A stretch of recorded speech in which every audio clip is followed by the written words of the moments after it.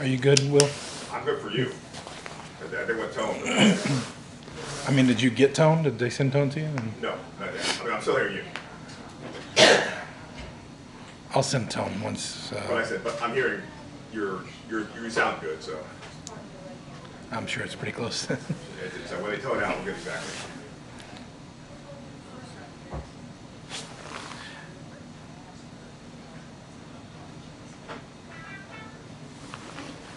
Hey, Chris, are you trying to get tone from them, or are you going to just push tone up on our... I can give you tone, yeah.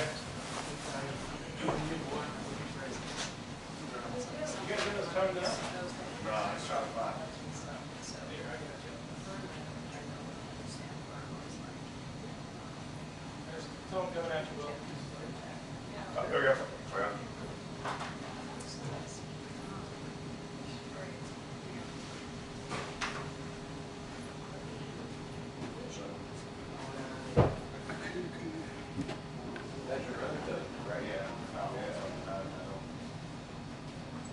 Don't mess with me.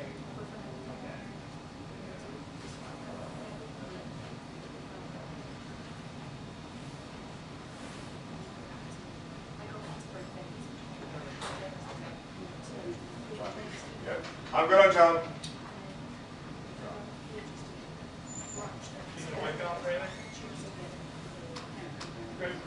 No, we good. No, we got it. We did. You need to check this again? I got it. His white balances, don't you? I asked him the same thing, I said, why do people really like to give you white balances? Yes, exactly. What about, is this at 1 o'clock? Focus, I mean. That's here. You know, we can keep doing it, you know. Remember to leave the chair. Huh?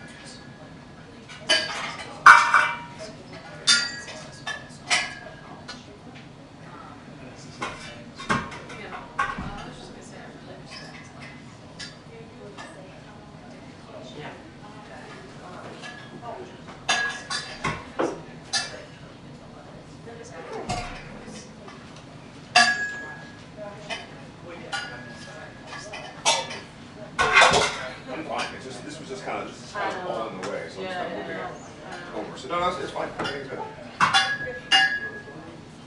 Yeah. So.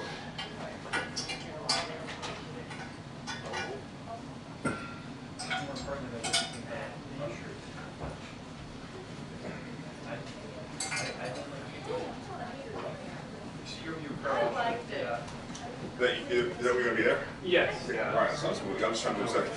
That's just a way it's convenient for everybody.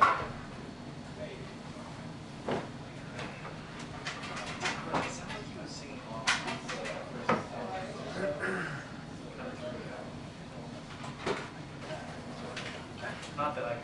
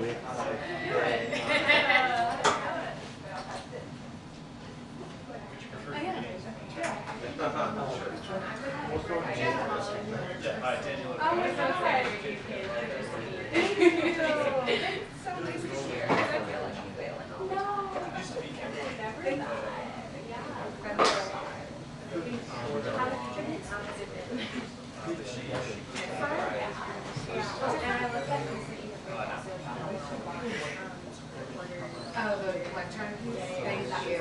Thank you. That's when my family chat. I love it. It was like the first time I read that. Yeah.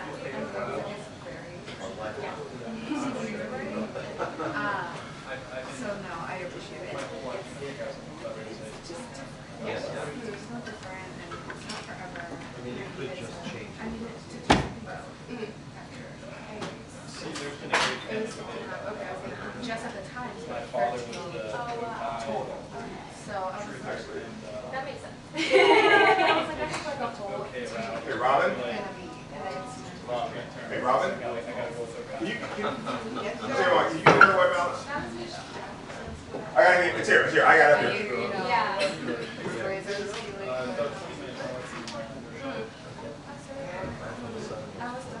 Didn't like the last one? I just changed something.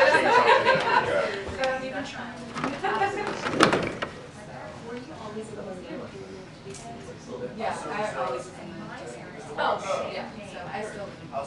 Okay. All right, and look at the thing that's put focus. What? That's why I didn't focus too. Good focus. That's why I do this, so you can see my eyes, right? Yes, I got focus. Chris is okay?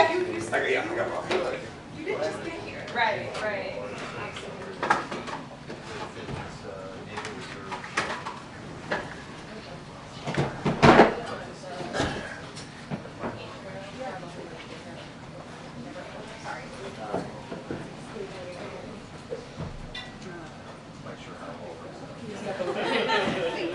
But his father.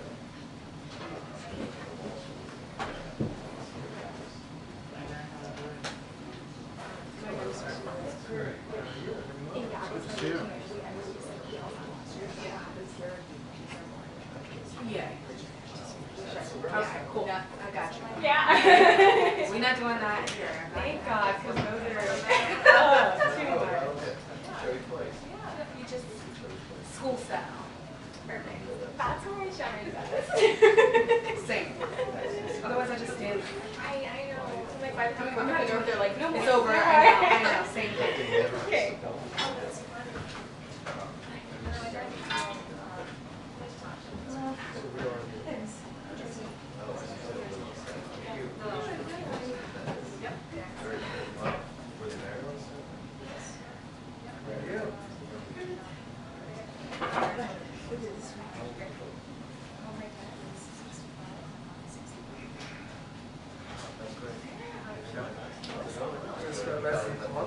Did you really? I did. That's awesome.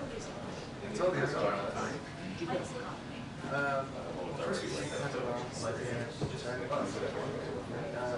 Want to the city first and then Colorado, which was like a little area about 45 minutes west.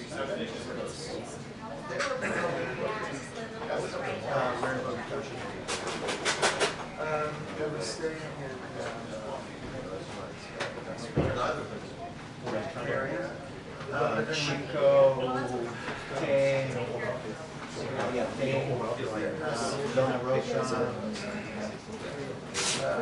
So it was great. So we're spring. Okay.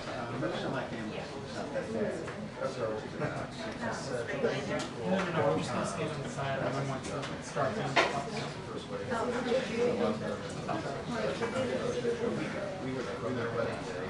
Hey, how are you?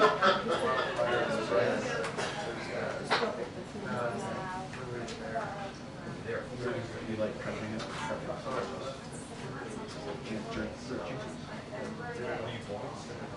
That's great.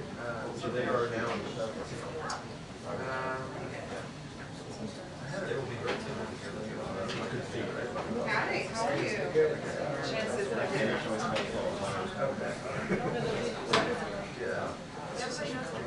I'm always able to say this, so I'm always the first person you know. They won't ask you. Hello.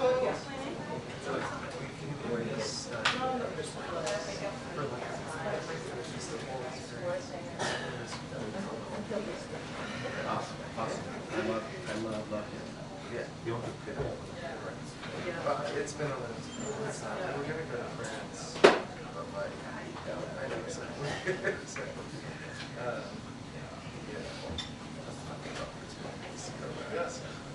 cool, good.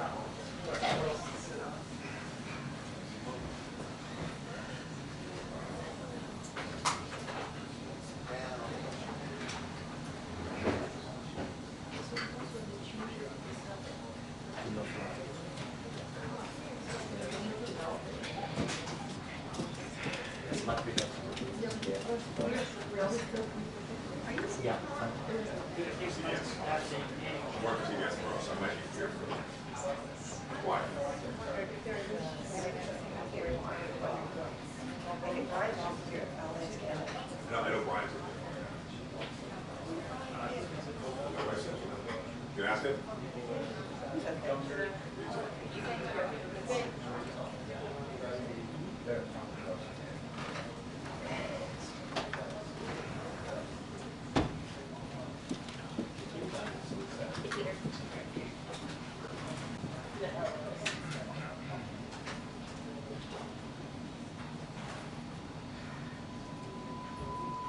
Oh, there you go.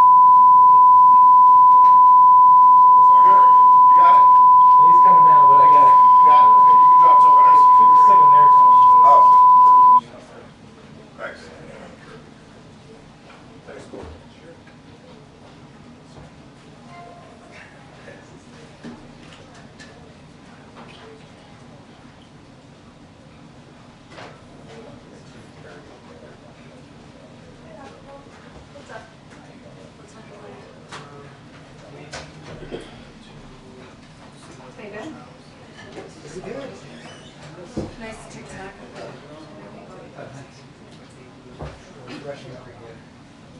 They did it was going to be on time. Yeah. Attention, the press briefing will begin in 2 minutes. The press briefing will begin in 2 minutes. Thank you. They are. Who are you covering?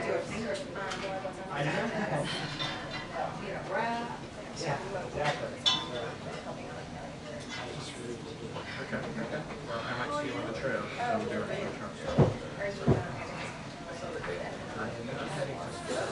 I will just in the back. Oh, okay. What?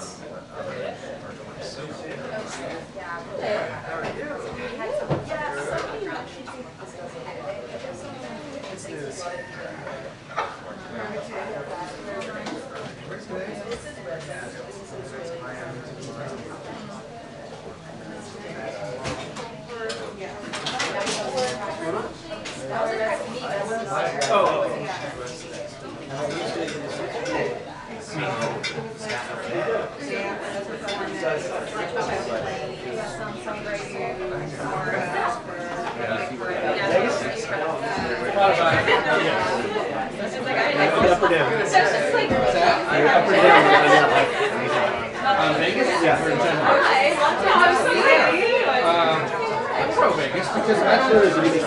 Oh no, I didn't get him blown up. A few good places. There was steakhouse in downtown. So it conflicted. They don't open for lunch anymore. So it was. I couldn't get over there the way I wanted to, when I wanted to. Because we had a dinner plan every night. So that was annoying. I wanted to take our It is, but for whatever reason they don't open until like 4 or 5:30. Probably goes over there.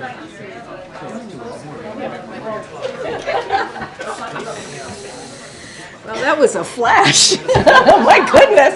Is that a Polaroid? It is. Whoa. Taking us back. Okay. I think, is the mic okay? Yeah? Okay.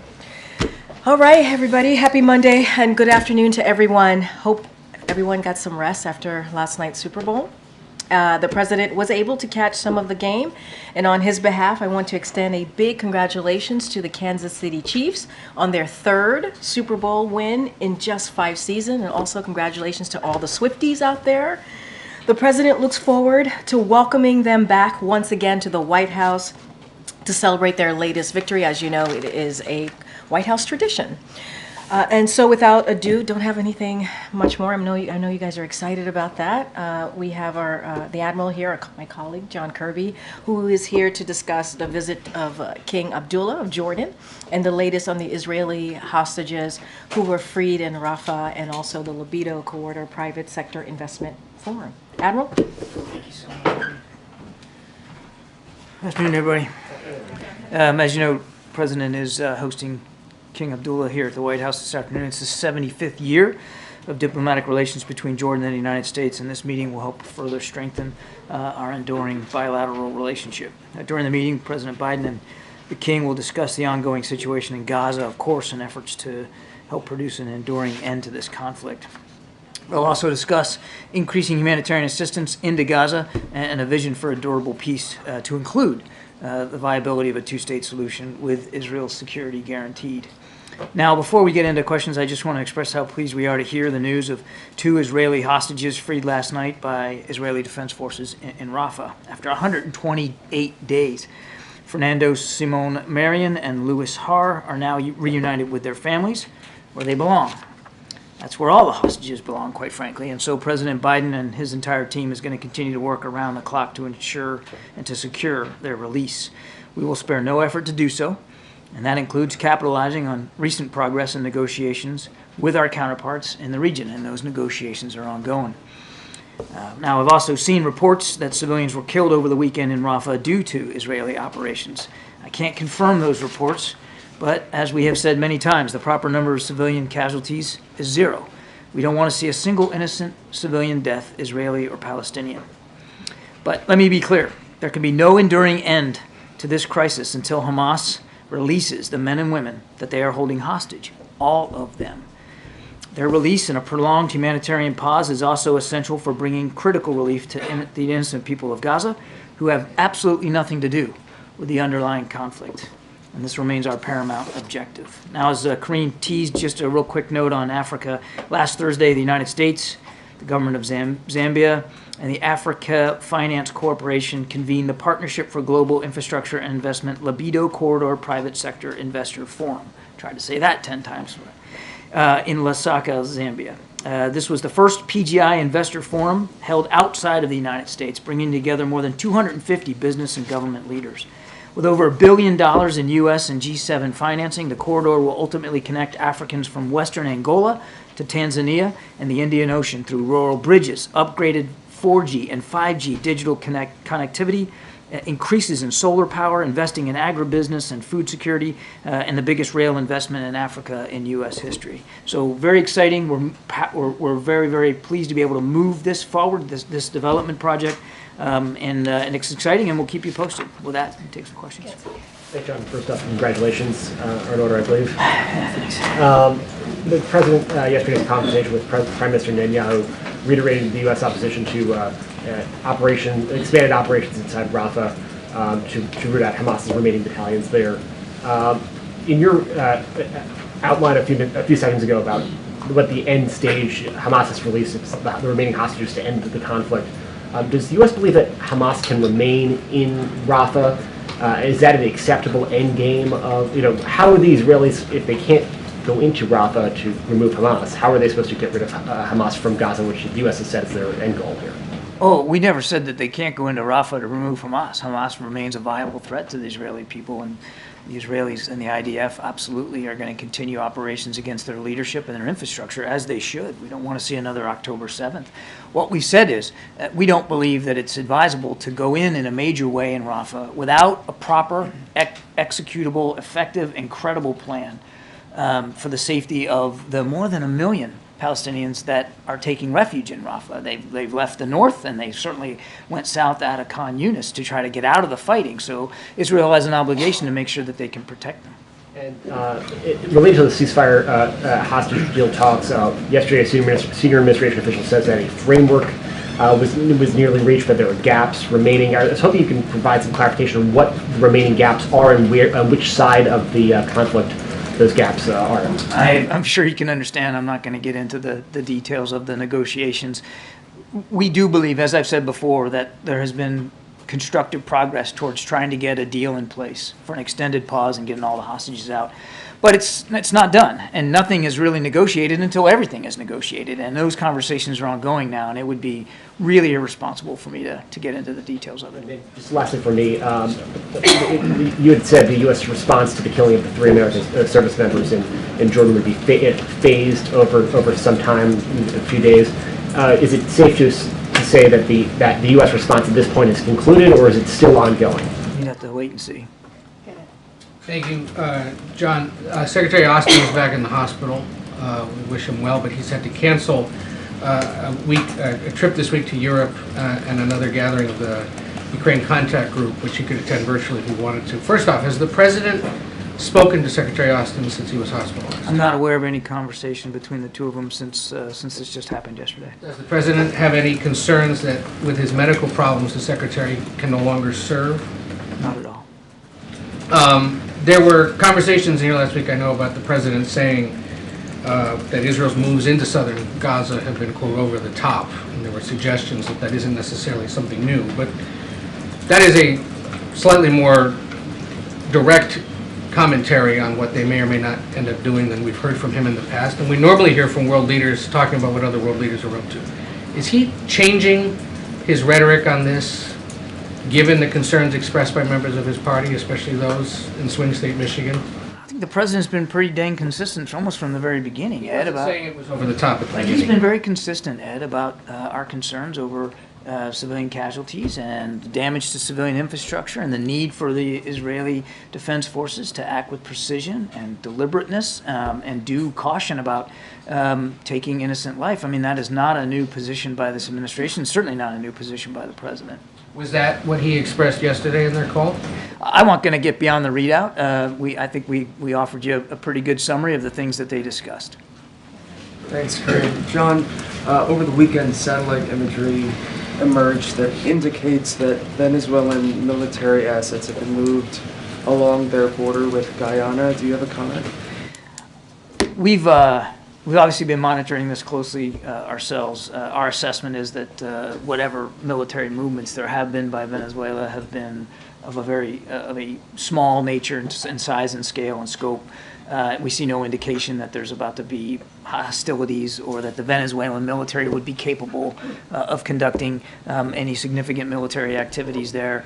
We continue to urge a peaceful resolution to this, and obviously we're going to continue to watch it closely. I would remind that anything that we're doing down in Guyana or in that area is done purely for defensive purposes. And on Haiti, the administration is convening a meeting, including the Kenyans. That's right. Starting today, I understand. Starting it's 3 today days. and tomorrow, yeah. What's the goal of that meeting, and when would you like to see this force deployed? Well, we think there's certainly a significant need for a multinational security force of some kind down there to help protect the people of Haiti. You're right, there are discussions going on, started today, will go on again tomorrow over at Fort McNair here in town. So we're glad to host them.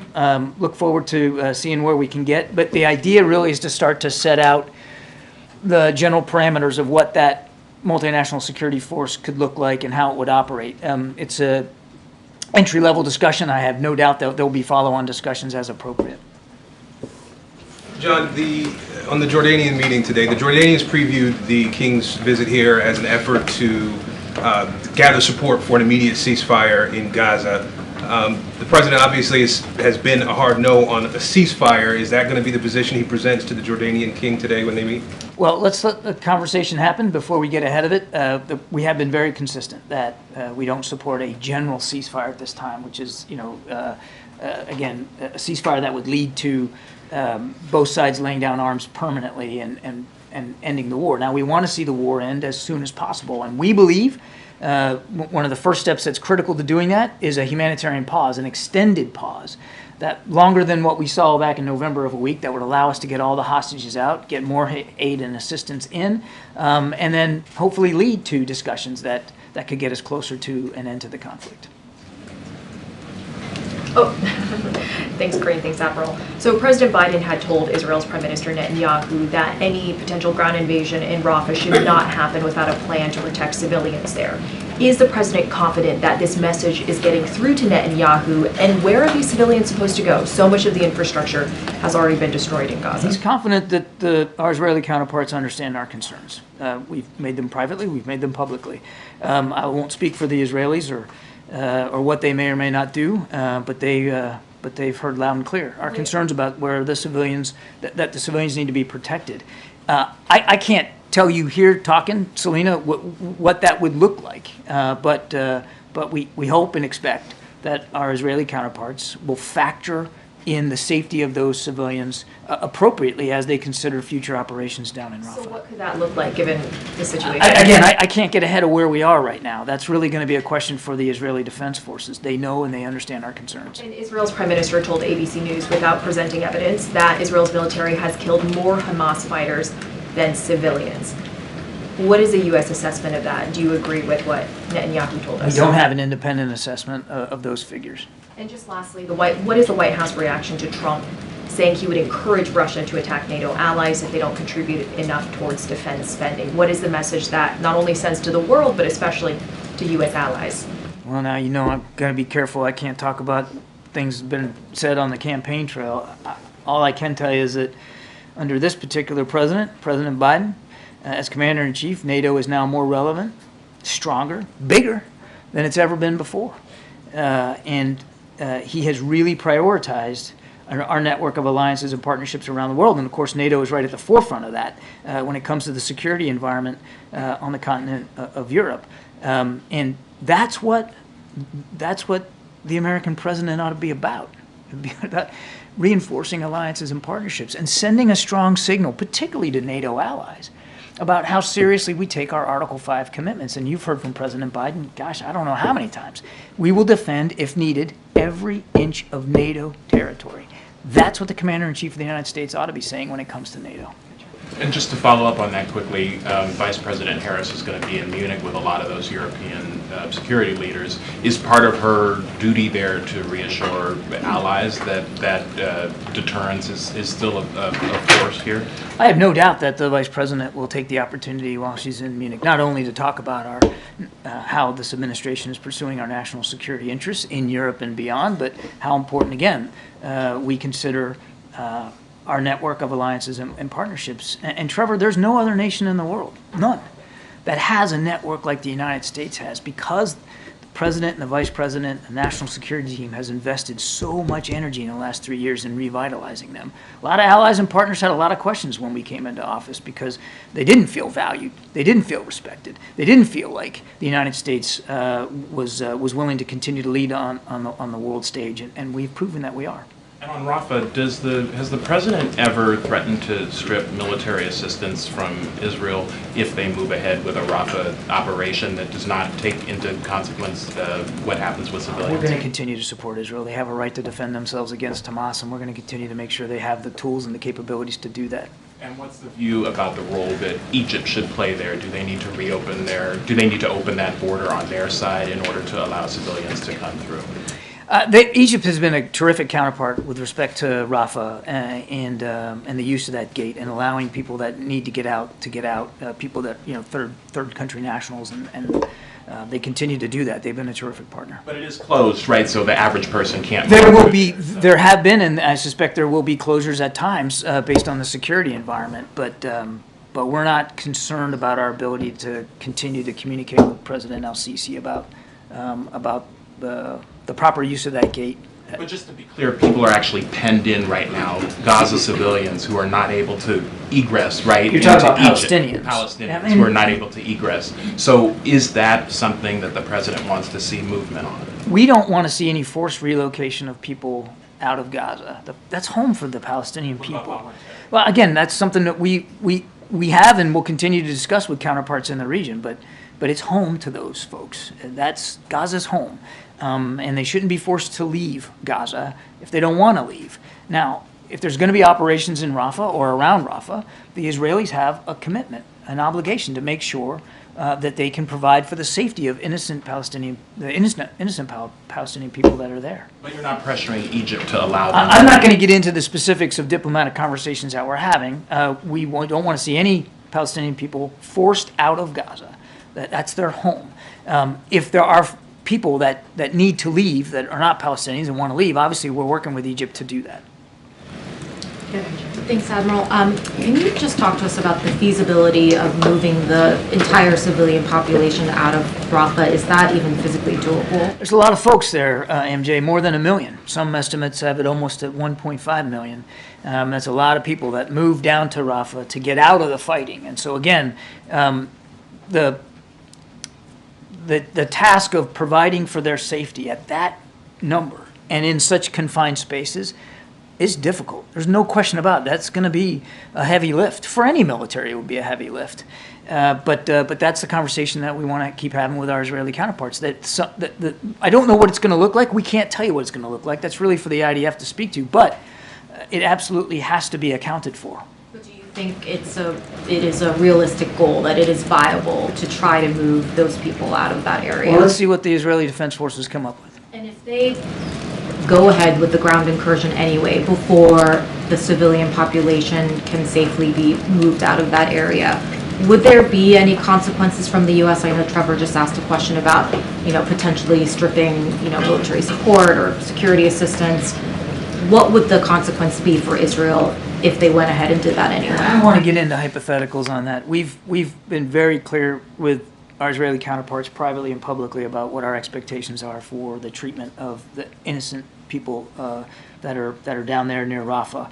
And we're going to continue to, as I mentioned to Trevor, we're going to continue to support Israel. They have a right and responsibility to go after Hamas. We're going to make sure that they can continue to do that. But as from the very beginning, we want to make sure that they do that in a way that fully accounts for the preservation of innocent life and civilian infrastructure. And just since the president is about to meet with a close ally that publicly supports a ceasefire in Gaza, can you just talk to us about whether the president's thinking on that has evolved at all? You know, is he a little bit closer to potentially supporting that publicly than, say, a month ago? Has his thinking on that evolved at all?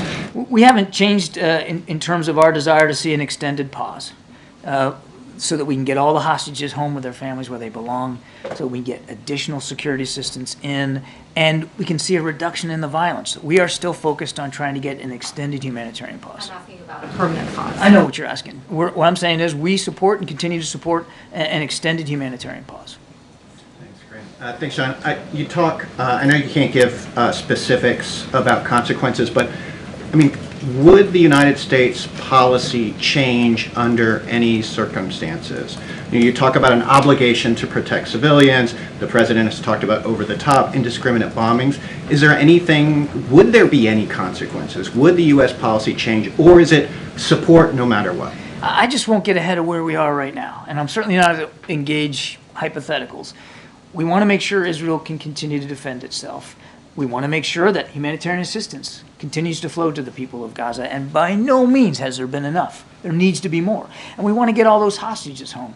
We believe that the best way to accomplish those three goals is to get an extended pause in place, to bring the violence down, to get people out and get aid in, and that's what we're focused on. And I get the thrust of the question. I'm just not going to engage in hypotheticals about changes in policy. Concern that you can give to the Israelis to help protect the civilians? We have communicated, again, consistently and stridently since the beginning of the conflict. I mean, since the time the president went to Tel Aviv on the 17th of October, just a week or so after the attacks, how important it is that Israel knows it's going to have our support and that they do everything they can to protect innocent life. On another question, if I may, why did the president allow his campaign, allow his campaign to go on TikTok despite the national security review of the platform? I'd have to refer you to the campaign. But I mean, it's still the president of the United States. He's still the president is sending a message to Americans about the safety of TikTok by doing this. I'd have to refer you to the campaign on that decision.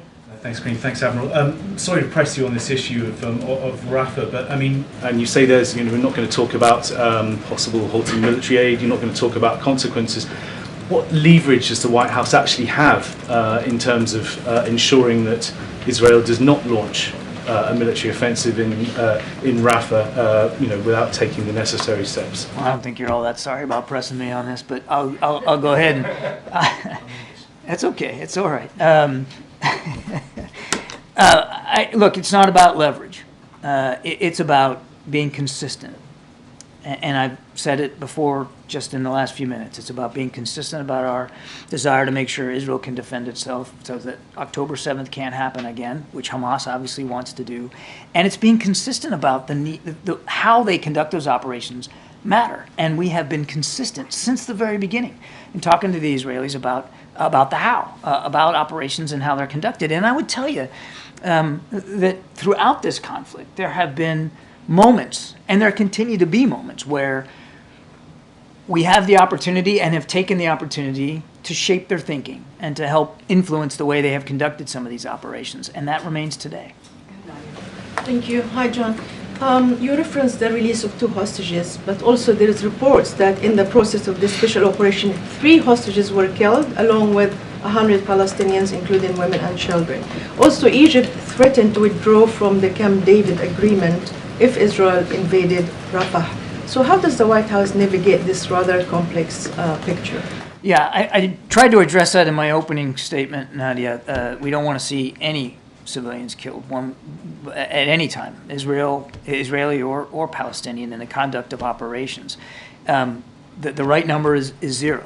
And so while we're very glad that two hostages are now back with their families where they belong. We certainly mourn any loss of innocent life as a result of those operations. And it just underscores, I think, a couple of things. One, and again, I can't validate the numbers. I've seen the reports, but I can't confirm them. But it does underscore two things. One, the difficulty of conducting military operations in such a closed-in urban environment where there are so many people, and as we talked about earlier, even more people now in the south in Rafah than there were before. So that's an added difficulty for the IDF. And number two, it underscores the obligation that they have, and that they know they have, to be careful and discriminate and very deliberate in how they go after targets. Last thing on this, though, and I think it's an important point, and you didn't ask this, but we do know that Hamas leadership and fighters migrated south. They got pressured in the north, so they went down to Khan Yunis. Of course, they were already in Khan Yunis, but they kind of congregated there. And then as the Israelis put pressure on them in Khan Yunis, they gravitated further south now towards Rafah. By their very presence and their operations down there, they are further endangering the people of Gaza that are now settled or trying to find refuge down there in Rafah. So there are legitimate military targets that the Israelis are going to want to go after in Rafah. Again, we just urge them, as we have, to be careful. I also want to ask you that President comments, he referenced over the top, and he also said that Israel indiscriminately killing people in Gaza.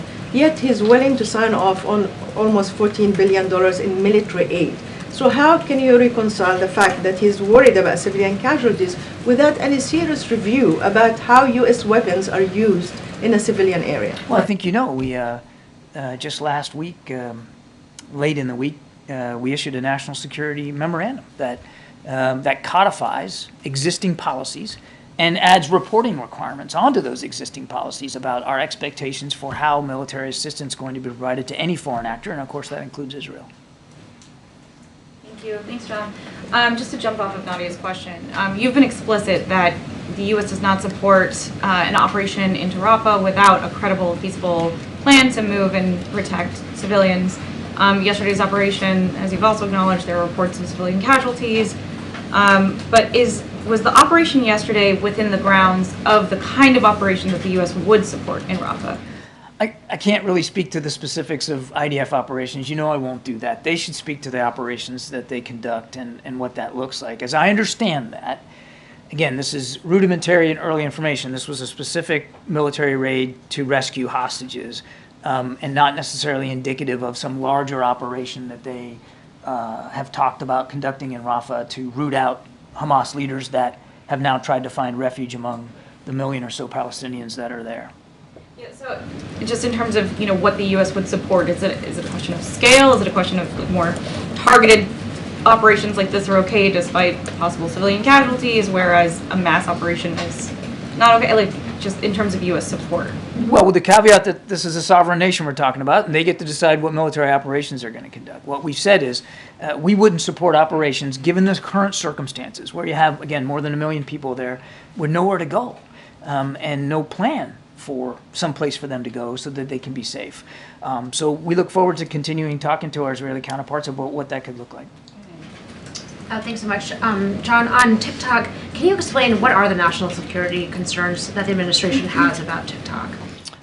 As you know, it's not approved for use on government devices, and that remains the case today. And I think, again, I don't want to get into too much of the national security technical reasons behind that, but it does have to do with concerns about the preservation of data and the potential misuse of that data and privacy information by foreign actors. I think that's as far as I can go. It's wise for people to use TikTok?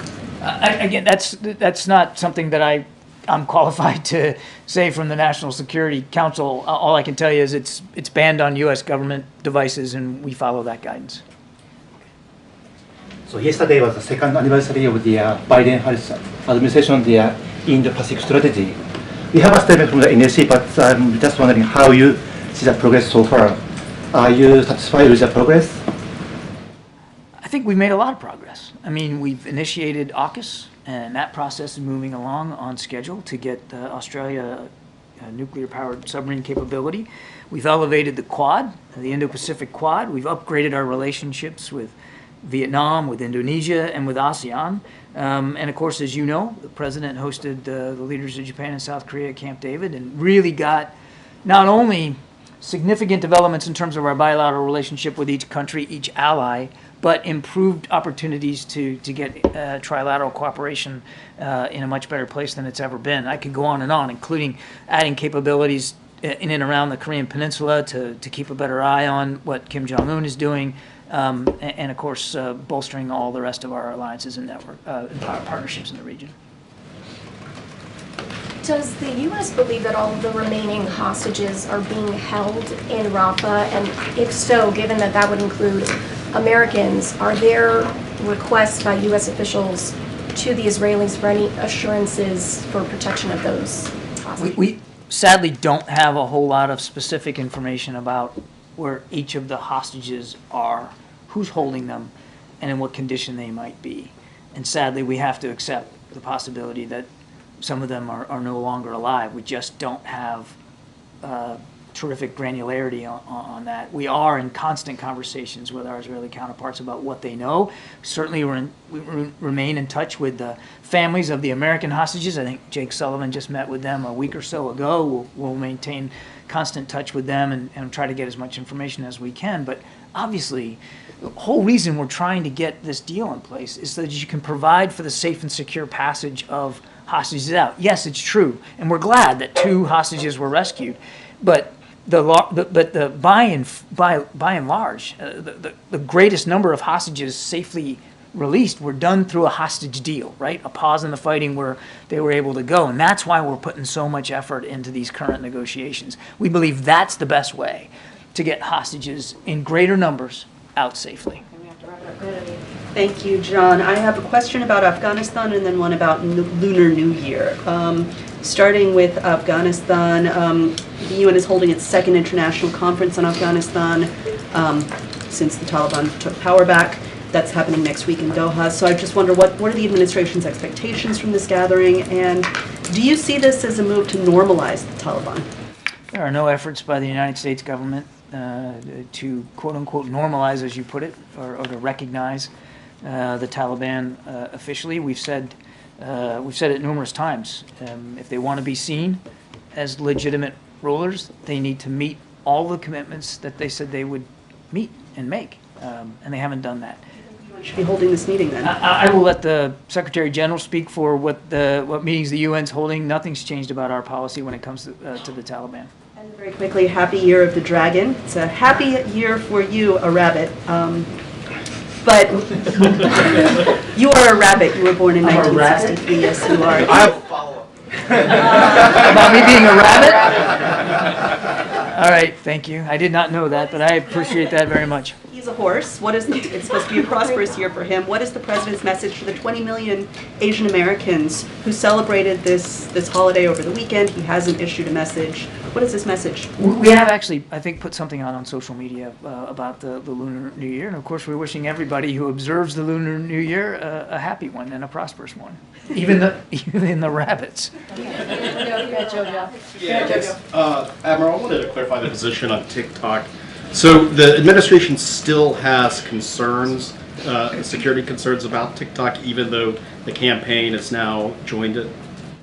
Again, I cannot speak, nor will I speak for the campaign. I can't do that or their decisions. Nothing's changed about the national security concerns from the NSC's perspective about the use of TikTok on government devices. That policy is still in place. But surely there must have been some conversation between the White House here and the campaign on whether it was appropriate for the campaign to use it. I can't speak to that. Jackie, last one. Thank you, Corinne. John, just following up on this TikTok stuff. Is the CFIUS review still happening? I'd have to refer you to CFIUS. I'm not in a position to confirm one way or another what they're looking at. So is the administration still weighing a ban on TikTok?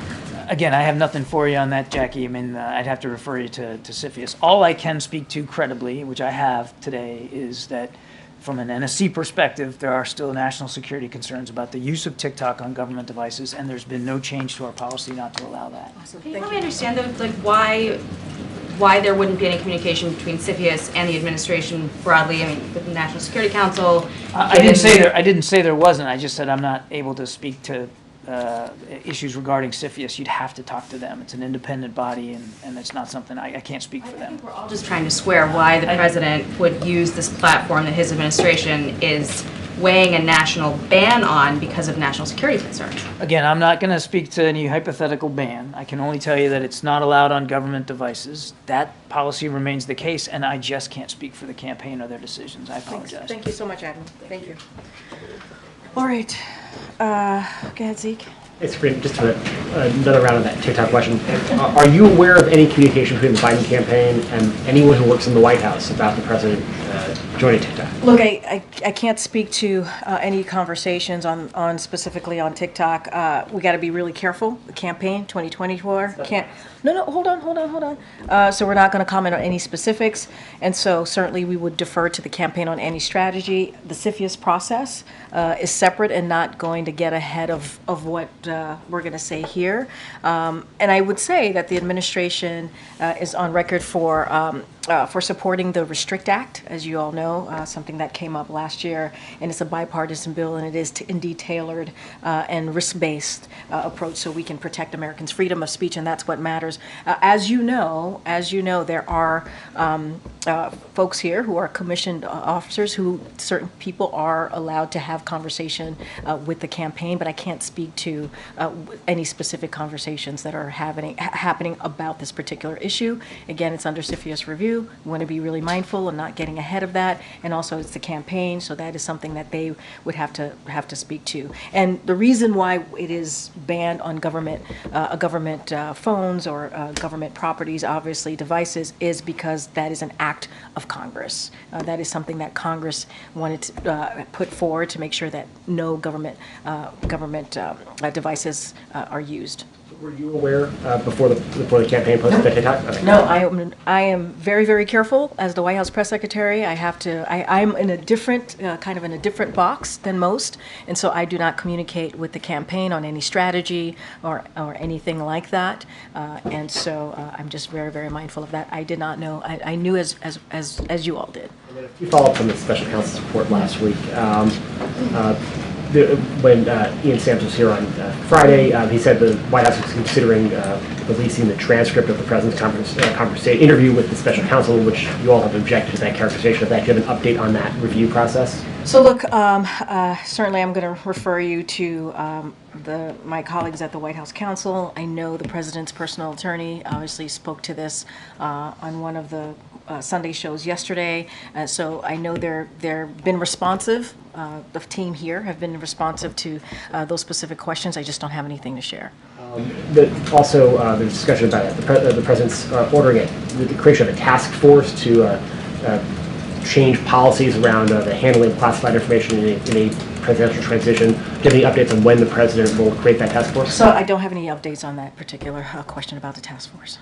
The president's personal notes from his time as vice president were among those items that were reviewed by the special counsel and the interagency and found to contain classified, in some cases, highly classified information. Does the president still keep a diary and notebooks now? Look, that particular question, obviously, the White House counsel would be able to speak to more directly, but I do want to remind everyone that this was a 15-month investigation, and I think the outcome of that investigation, obviously, as it's stated, is that the special counsel has not found nothing to prosecute, and I think that's important to note. Anything beyond that, any specific questions about diary or anything like that, I would have to refer you to the White House counsel. Lastly, when the president hosts the King later, they're going to be making statements. Why isn't the president, and given all of these questions about the special counsel and otherwise, why isn't he taking questions? I mean, look, let's be clear. The day that the special counsel report came out, the president came out in the evening and took and made a statement and took questions. He wanted to make sure that you all heard from him directly. And so I want to be really, let's not forget that did occur on the day that the report came out. Look, the president is looking forward to welcoming the King Abdullah, to the White House. He comes here every year, as you all know, during his presidency, and so he looks certainly forward to welcoming the King. So That said, and I said this last week, and I'll just reiterate, there are a variety of factors that go into decision-making, that go into press, if there is going to be a press conference or not during foreign leaders. It depends on those conversations that we have with the foreign leaders and how that works out. Look, you're going to hear from the president. You're going to hear from the king later today around 4 o'clock. I think that's important. You hear directly from them. There's just not a press conference component to this. Not every trip, not every visit with a foreign leader has a press conference component. As I stated, King Abdullah has been here almost every year during this president's tenure, and that has not been the case. A 2+2 has not been the case. I want to follow up on that real quick because you mentioned that on Friday, the German Chancellor gave a press conference across the street in Lafayette Park. It seems the White House here is the roadblock. Look, that is something for the German Chancellor to speak to as to their government, why they chose to do that. I can't speak to that. There are two, obviously, when a foreign leader comes, there are two governments that have this discussion. They go through the process of what they want that trip to look like when they're here at the White House, and there are different various factors that play into that. And so every trip is different. Every trip is different. And with this particular trip, King Abdullah, every time he's been here, there has not been a 2+2. So I would remind you all of that as well. Thanks, Karine. A new ABC News Ipsos poll shows that 86% of Americans think Biden is too old to serve another term. That is a higher percentage than what we found in a previous poll in September. So clearly polling shows this is a persistent issue. What is the White House strategy to try and change that perception? So look, we're going to continue to lead on leadership, right? We're going to continue to focus on what this president has been able to get done, what the president has been able to get done on behalf of the American people. And look, I'll quote a little bit of what the First Lady said, I think incredibly well, just a couple days ago. President Biden does more in 1 hour than most people do in a day. His age with experience and expertise is an incredible asset, and he proves it every day. And that's what we believe. We believe that his age and his experience, because he was a senator, because he was obviously vice president, because he has these long decades of relationships with leaders, obviously across the globe, and what he's been able to do, that's what we're going to lean into. That's what we're going to speak to. We're going to speak to how he turned the economy back on its feet. We're going to speak to the 14.8 million jobs that he was able to create, how unemployment is at under 4%, how he's able to beat Big Pharma because Medicare can now negotiate and lower costs for the American people. That's what we're going to focus on, and I think that's the most important thing at this moment, at this time, is delivering for the American people and continuing to do that. And bouncing off of the previous question, the numbers show that President Biden has engaged in about 33 news conferences. Compare that to Obama's 66 and Donald Trump's 52 by this time in their presidencies. Can you explain why the president isn't doing? So look, yeah, and I hear the question, and I know that folks want to hear you all, and it's important because when you all hear from the president, obviously, so does the American people. So we get the importance of that, and we're always going to try to find ways, obviously outside of press conferences as well, for the president to be out there. And we have found some non-traditional ways. We think it's important to try and meet the American people where they are, and so that is important as well. Whether it's a podcast that's important, or doing certain things that is not the norm.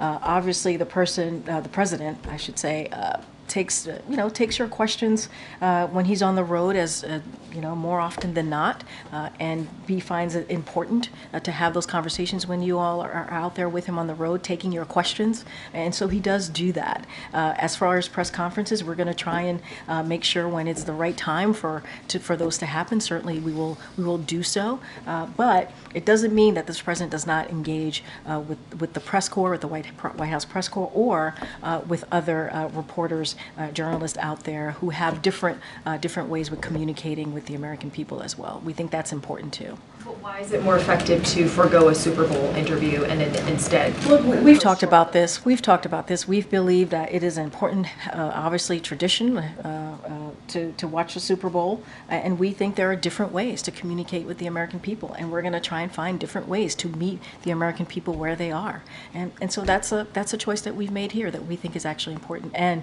effective. Karine, there was some reporting this morning that President Biden told some campaign donors that Prime Minister Netanyahu, quote, has been a pain in my ass lately, or, quote, he's been killing me lately. The reason we don't know what the exact quote is because the press was not in that meeting that the president had with these donors. Why is the president not living up to his full transparency pledge in terms of opening all meetings with donors to the press? So I think that, first of all, I want to be careful, these are campaign events, so I just want to be mindful, can't speak to each of them, or really most of them. I know that, and as you know, when the president does speak in front of, when he does do some of these fundraising events, right, there is, when he gives remarks, formal remarks, the press pool is in there, and they are listening to the remarks and get to hear directly what the president says. So I think that's also very important. I don't want to make it sound like there is not a process there, that when he is in front of donors giving formal remarks, that you all are not in the room as he's speaking. I can't speak to this particular scenario. I think that is something certainly, he does have private meetings, that is true. And when he has those private meetings, so that there's candor and honesty, and so that he can hear directly from folks, those tend to be private. But I want to be really careful here in speaking into every scenario that happens, because I can't speak to that particular scenario. Should the president of the United States be engaging privately with a random set of financial donors about issues that are of clear public import, like his opinion of the Israeli No, Prime I hear your question, but the president has private meetings all the time. He does. He has private meetings all the time. And these aren't foreign leaders, right? These are people who are giving money to him, his campaign. I hear you, but he has private meetings with everyday people. Some of these donors have, and I want to be super mindful here, have concerns, right, as well, just like everyday American people that he has private meetings with or he sees on the road. It's not every meeting it's going to be public, but when he gives remarks at fundraisers, there is formal remarks. There is the press pool tends to be in the room or is in the room. Private meetings are different, and so that's the way it's been for the past 3 years under this administration. Look, I want to be really careful. These are campaign, obviously, some of them campaign DNC related meetings. So I just want to be super mindful here. And what's the distinction between formal and informal remarks? Look, I would honestly, I'm going to refer you on anything that's related to these specific meetings. I would refer you to the campaign, because they're the ones that put it together. They're the ones that bring the folks in the room. I just want to be super mindful and not go down too far a rabbit hole here.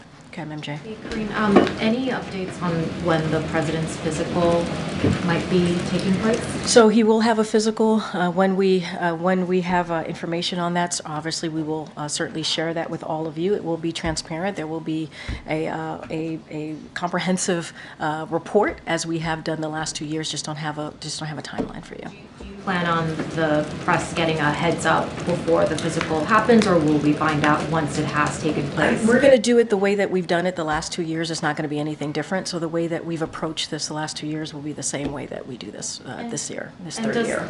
Does the White House think that the idea of the president taking a cognition test, a cognitive test, as a part of this physical is a legitimate idea, particularly just on the heels of the special counsel report, more polling, as my colleague Selena just mentioned, showing that many American people have concerns about that? Look, I got this question last week as well, and I'm just going to say what Dr. O'Connor, it's kind of what he said to me about a year ago when the report came out last year, obviously on his physical, which is the president proves every day how he operates, how he thinks, right? But by dealing with world leaders, by making really difficult decisions on behalf of the American people, whether it's domestic, whether it's national security. And so he shows it every day on how he thinks, how he operates. And so that is how the Dr. O'Connor sees it, and that's how I'm going to leave it. What do you think about the idea of taking that kind of a test? I mean, look, and I talked about this last week too on I believe, on Friday. I have known this president since 2009. He is not just my boss, he's also a mentor to me. And I spent sometimes countless hours with him, whether it's in the Oval Office, whether it's on the road. And I believe, for me, you're asking me my personal opinion, he is sharp.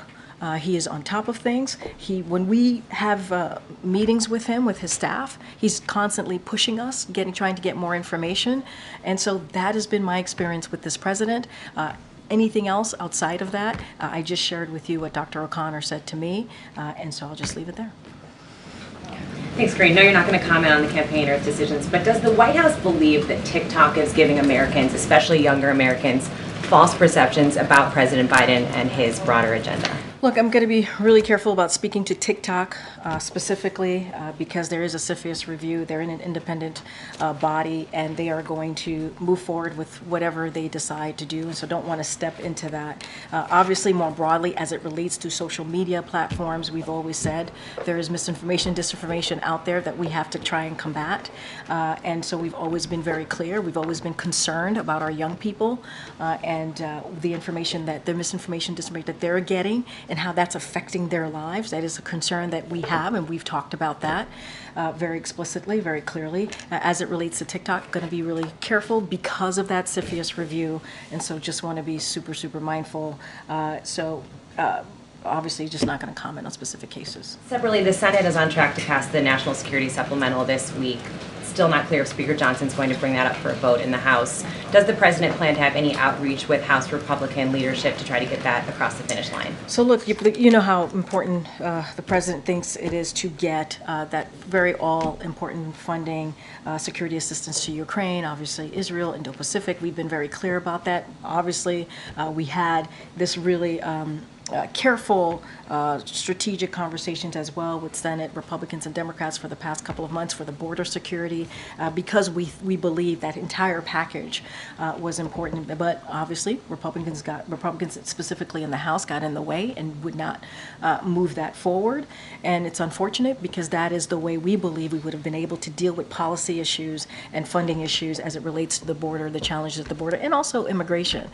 So look, we are in constant communication. The team here, the Office of Legislative Affairs, and other White House officials are in constant communication, obviously with the leadership on both sides of chamber. In each chamber to try and figure out how we're going to move forward, how we're going to make sure that this all-important funding gets out there. And so conversations are going to continue. We are obviously, what we wanted to see is the border security component, negotiation piece of that to be included, but we are where we are, and we believe it's important. It's important to move forward. But would the President get directly involved in those conversations? I don't have any conversations to read out. Obviously, he tends to have private conversations. We don't read out every conversation. He has relationships with folks in Congress, but his Office of Legislative Affairs and other White House officials are in regular touch with congressional leadership, and they also keep the President updated as well, which is important. Okay. Thanks. Just two things. The first, on the guidance we got for the week, there were public events for the President today and on Friday. I was hoping you might be able to give us a sense on Tuesday, Wednesday, Thursday, as you make the case that the President has a lot of vigor and is doing a lot of things. what is So let me just talk about Friday a little bit, because I think I know that an advisory went out over the weekend about East Palestine. All of you know that he's going to be going to East Palestine on Friday. He's going to be traveling there, and it's because of the invitation that he received from the mayor, so it's going to be really important. And while the President's on the ground, he'll get a briefing on the ongoing response and speak to the administration's work to keep Norfolk, Suffolk accountable, which is incredibly important, and support the community as it moves forward. He also has heard loud and clear from the folks in East Palestine that they don't want to be defined by an event, and so he'll speak to the administration's work to deliver on the needs for family businesses that are affected. And let's not forget there's the Bipartisan Railway Safety Act that he's going to continue to call on Congress to move forward on. So that is going to be a really important trip. You are correct about that. The President will be out there meeting directly with the American people. I don't have anything yet for tomorrow, Wednesday, or Thursday. Obviously, when things move or we have something to share, we'll certainly put that out there on the daily guidance. And obviously, there's some movement happening in Congress as well that we're keeping a close eye on. And so once we have more to share, we'll have more to share on that. And then secondly, you started the briefing by wishing congratulations to the Kansas City Chiefs as well as to all the Swifties out there. I'm wondering, when the Chiefs are invited to the White House, does the White House intend to also invite Taylor Swift? That's going to be up to the Chiefs and obviously their decision to figure out who's going to come with them when they come. And as you know, it's a White House tradition. I can't speak to attendance and who will be here, but we look forward. We look forward to having them here, and obviously we congratulate them on a great win. Okay, Annie. Thanks so much. You talked a lot about how, and the president says this too, that people should watch him when there are questions about his age. And the issue seems to be that they are watching him in public events and in some press conferences, and are coming to this conclusion, many of them, that he's too old. So what I'm wondering is he behaving differently behind closed doors? Because we don't get to see that at all. And do you see, and when you interact with him privately, is there kind of a different sort of level of vigor that is perhaps not as visible when we're all seeing him publicly? So let me just first say, and I was on the swing with him recently, right? He went to Wisconsin, he went to Michigan, he went to California, he went to Vegas, and he's going to go to Ohio later this week. And so he visited small businesses, and he met with people on the road, obviously, and spent hours with them. So folks have seen him, and you all have seen him yourselves as you cover this president. And so you see him interact, you see him engage. And even when he was in Vegas, he took some questions that you all had, and that and answer. He tends to answer them in a light way, a funny way, and is sharp with his answers to some of you about that. And so look, and he's also meeting with world leaders. He did that with the German chancellor. He's obviously going to do this today with King Abdullah. And I spoke already about my experience with him. And just to answer your question, I've spent countless hours with this president, whether in the Oval Office or on the road. And I have to say, he's sharp, he's engaged, he pushes us for information. Like emails at like 2 o'clock in the morning, or is there any sort of I mean, look, I think like a finer point on what it is exactly that you see that somehow isn't coming across to the rest of the American people. Look, I think the fact that when he meets with his team, when he meets with staff, he is, as I said, incredibly engaged. As I said, very sharp, and ask us back and forth. We go back and forth on whatever information, whatever is maybe the news of the day that's on his mind, and it happens very often. Yeah. And so that's my experience with him. But you all see him on the road. I mean, he was, when we were in Vegas, he was asked about, he was asked a specific question about the former president. And he answered that in a fun, sharp, kind of way. And that's him. That is him. What you see there is him. And so, look, I think, and I do want to step back for a second, because I think what's so very important too is this president's record in the last 3 years and what he's been able to get done, and that matters. And so, yes, we're going to continue to be out there. The president's going to continue to do everything that he can to speak directly to the American people, and we believe that is what's important here.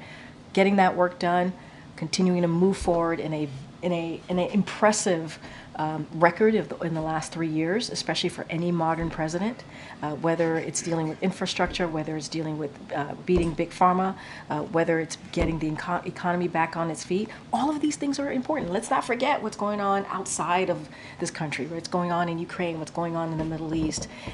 This is something that the president has been able to do in a pretty effective way. And then just to follow up quickly on Matt's question, when Super Bowl teams are invited to the White House, do they typically have a +1? Actually, that's a good question. I can't answer that right now. But look, we are looking forward to having them here, the Chiefs, and it was a great win, and just like we do in every it's a White House tradition to have the winners of the Super Bowl here, and so we're looking forward to it. Okay, I haven't called any yet. Okay. Is the White House doing anything to move the stalled child and biz tax bill in the Senate? Say that one more time. Is the White House doing anything to move forward the stalled child and biz tax bill in the Senate? So, as you know, the president supports that bipartisan legislation. We've talked about it in here before. There's always conversations that we're having with congressional leadership and staff on important, obviously important pieces of legislation that matters to the American people. I don't have anything to read out, but obviously we're in support of that particular legislation. Okay. Yeah, thanks. Shrinkflation and the president's video from this weekend in inflation. So, thanks, Green, by the way. The president is blaming companies again now, it seems, for inflation. And based on his policies, though, does the president accept any responsibility for where prices are since he came into office? So a couple of things. Look, we understand how grocery prices are a major concern for hardworking families. We get it. We get that there are the prices are still, kind of hurting Americans. But what we've seen is that prices have gone down for eggs, for milk, for seafood, and that's important. They're lower than they were a year ago, and we know that's not enough. And so what the president has continuously done, and you see this in this video that you're speaking of, he's called on large corporations to pass their savings onto hardworking Americans. That's what we're doing, and I think that's important that this president sees that. And then in shrinkflation, for folks who are watching doesn't quite know what that is, what we're seeing is the size of a product gets smaller even as the prices stays the same, and that shouldn't be. And so the president's going to call that, and it's and what you're seeing, it's giving families less for their bang, for their buck, if you think about that. And so the president has said, and I quote, he's tired of seeing the American people being played for suckers, and that is something he's not going to allow. But as it relates to what the president's going to continue to do, he's going to continue to do everything that he can to lower costs for the American people, and you've seen him do that. And on his doctor, when can we talk to the president's doctor, and how come they haven't been asked to come out here and talk with us, given the Her report that challenges the president's mental fitness? So look, just to speak to the Her report really, really quickly. Special Counsel Her is, as far as I remember, is obviously a Republican, a prosecutor. He's not a medical doctor. He's just not. It's not for him to speak to. It's just not. And you've heard from over the past couple of days since the report has been out, you've heard from legal experts from across the ideological spectrum, even a former attorney general, and he says, and they have come out to say that the stuff in this report that is capturing all of your attention right now is just wrong. It's flatly wrong. It is inappropriate. It is gratuitous. And so going to leave that there, and it is obviously up for a medical doctor to decide on that. But look, I have said the medical doctor, the president's doctor, is going to do a physical. He's going to, and he has always put forth in the last 2 years a detailed memo on the president's obviously medical physical, and so I'm just going to leave it there. I don't have anything else to add. Go ahead, Jared. Just curious to sort of follow up and get some clarity. If these transcripts were released, who makes that? Is that the counsel's office? I don't have anything else to share. That's something that the councils could speak to. They've been answering those questions for the past couple of days. They have to speak to that. Has President Biden expressed the desire to have the full transcripts released? You have to speak to the council. They've been answering these questions for the past couple of days of incoming on this particular question on the transcript. They have to speak to that. Again, Brian. Thanks a lot.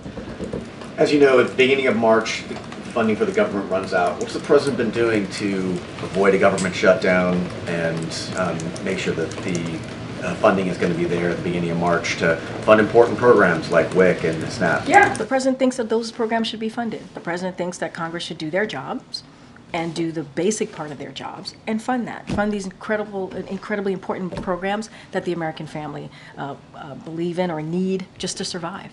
And so that's what the president wants to see Congress get to it, do their job, and make sure that the government does not shut down. He did his job. The president did his job a couple months ago, back in the spring of actually last year, not even a couple of months ago, and brokered a deal with Congress, both the House and the Senate, to get a bipartisan deal forward to make sure that this is during the deficit, remember, and the debt ceiling. And so he brokered that deal.